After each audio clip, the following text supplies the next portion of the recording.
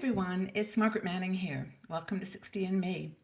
Hope you're doing great this morning wherever you are. I appreciate you being here. Thank you so much for keeping me company. I look forward to these videos so that we can connect, and that's what 60 and Me is all about, connecting. So I'm going to be having my cup of tea this morning. I've chosen a green tea. It's just a very simple green tea. I've got my green mug, but it's one of those teas I always turn to that with English breakfast. Those are my two favorites, and they're actually very refreshing any time of the year. So green tea is my choice today. So what are you drinking? Tea, coffee, something else, whatever you love. I hope that you're happy here. Now, we've got some topics I want to discuss with you today that might help you to realign yourself as you move into your 60s and beyond. But I want to also remind you, first of all, that our sponsor for today's show is International Living. Now, perhaps you have considered retiring abroad, and International Living has people in countries all around the world: Thailand, Panama, Costa Rica, Portugal, wherever you might have considered moving. And these people are there looking at the real world. They look at the different pros and cons, what it really means to live there. And every year, International Living puts together a guide. It's called the Global Retirement Index. And it reviews, I think, 25 different retirement havens that you can consider. So go to internationalliving.com/60 and Me, and then you can sign up there to receive a free copy of this index, this guide, in case you are considering retiring abroad. So, topic today is kind of related to our state of mind that might want us to, or lead us to, want to live abroad. It's that whole realignment of yourself in your 60s. Now, your brain actually gets used to living in a rhythm that may have been very useful for you when you were working. The way you went to work, the tasks that you completed every day, the juggling of, maybe children and other commitments with your work situation. And your brain got into grooves. And those grooves became very efficient. I was talking to my son the other day about this, and it's actually about the scripts that you have, the kind of dialogue that you have with yourself to make things work in your years when you're with children and at work, or doing all kinds of other things, other kinds of commitments, and they don't always work when you get to retirement. Those brain grooves, those ways of doing things, those conversations and scripts change, or at least it's an opportunity for them to change. Now, as the brain becomes a little more inactive, as if you're not doing these things every day, you kind of lose the momentum for creating happy brain grooves. And so there's some ways you can, look at your aging brain and some things you can do to keep it alive and vital. And I think it's a really interesting conversation. Now, research shows that there are 4 things that you need to do to keep your brain healthy. The first is to learn new things. The second is to socialize. Another thing is to exercise. And a fourth thing would be to help others. Those are 4 things that help to stimulate the brain and to give you a sense of creating a new lifestyle, a new rhythm, a new movement for your body and your brain. So learning something new. Now, this is really important, especially if you do certain things. And this is quite fascinating. The research shows, of course, we have 2 sides to a brain, the right-hand side and the left-hand side.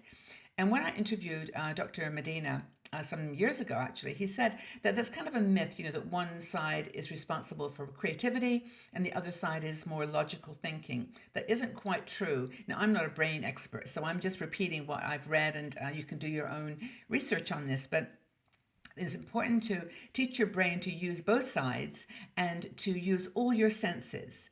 So when you're learning something new, you're switching over from the familiar to the new, and that is actually stimulating different coordination between the different sides of your brain.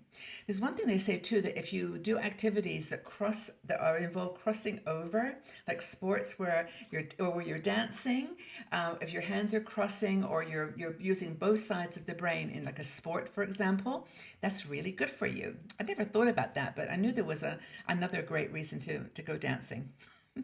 But anyway, learning a foreign language is another really great thing, because it gives you a chance to stretch that brain, those parts of the brain that have not been used perhaps ever, or certainly in the years since you've left the work environment. So being in nature is another really important thing. And, this is sort of exercising is so important. Get out into nature and exercise. Combine those two things together. Yoga, meditation, these are things that help you to stimulate the body, get the blood flowing, which is what the brain needs too. It's all connected. It's not a separate part of your body. And whatever is good for your physical body, your legs and back, and your physical body is good for your brain. So that's important too.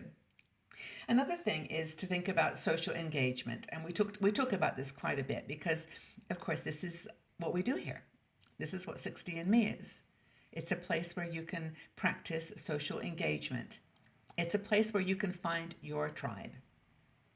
Got a great card in our deck of cards that talks about finding your tribe. I don't know whether I can find it, but this is our Aging Beautifully deck of cards. I honestly use it all the time, and whenever I'm thinking about a topic like this, I'll always think in my mind, was there a card? Here it is. Find your tribe. It's a card which really talks about the importance of social engagement, and on the back there's a little message on the back of each card that I wrote to support the idea. And this one is embrace the people in your life who nourish your soul. And then it says they are the ones who will stand by your side when you need help and hope. They are the ones who you can share your fears with, and the ones who can make you laugh. And it says create space in your life for these people. And so more than just even the psychology of it, there's a physical benefit with your brain to actually finding your tribe. So I hope that you do that. I think another thing to do is to, obviously with health, to keep hydrated, eat really good foods, and to know, and maybe we do start to see this as we get older, that everything we put in our body shapes us. We are what we eat.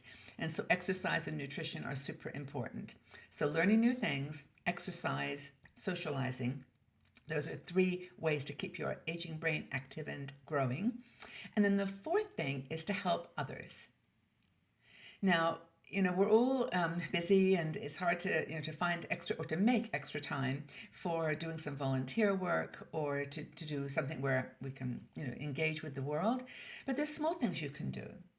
You can give a compliment to someone, just say that you love their eyes, or they have a beautiful outfit on today, or that there's something about them that you learned from a conversation that they gave or were engaged in. So there's ways you can help others by just simply being kind and being, just being there, being present, and knowing how to respond to people. It's not so much just being trivial and small talking. It's actually meaning what you say when you give them a compliment.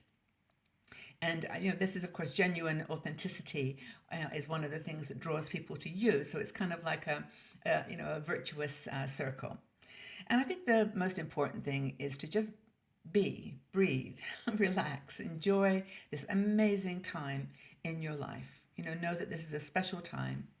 Be a child again. See the world with fresh eyes. Get that brain rewired, rethinking the things that you may have really taken for granted and really told yourself were the way that you should live your life, and move forward from that.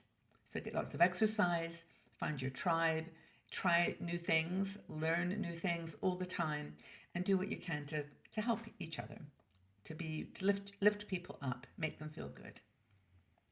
So that's it really for helping your brain to kind of get more active and engaged in your 60s. And I'd love your feedback. If you've got any thoughts or ideas on this, please let me have them in the section below. How have you sort of rewired your brain for retirement? What new scripts or conversations with yourself are you starting today? Everything's possible. Everything is possible. Today's a new beginning. They say that in a kind of simplistic way, but it's true. This is the beginning of a whole new day. So go out and do something wonderful. Get into nature. Give someone a compliment. Hug a stranger.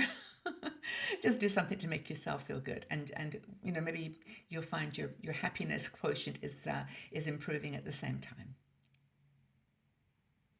Take care, everybody. Have a really lovely day, and I look forward to speaking to you all again soon. Take good care. Bye-bye for now.